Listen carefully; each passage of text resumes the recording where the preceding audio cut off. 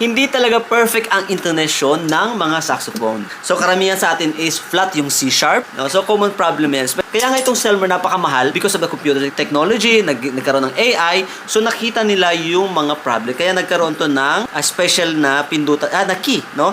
Nagkaroon siya ng C sharp correction key. So pag pinipindot ko yung octave key, yun, bumababa yung C sharp na key, no? So yun yung parang nagkaroon siya ng additional na butas, no, para tumaas. Ano naman ang gagawin nyo pag wala naman kayong ganito? Ang gagawin nyo is number 3 tapos octave key. Yan. So yun ang gagawin mo, no? So tataas ng konti yung C sharp. No? Another way, pwede rin kayong mag-low low C sharp tapos pinutin mo yung octave key. Yan. So mas tono yan. Doon naman sa mga walang F sharp na ganito, ang gagawin nyo is C front F plus ito, low side key, no? C, front F, and then low side key.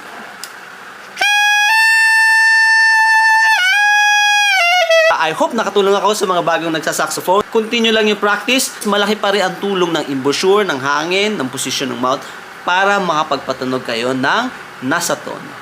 If interested naman kayo sa mga brand new saxophone, second-hand saxophone, mouthpiece, saxophone mic, and saxophone tutorial, i-PM nyo lang ako.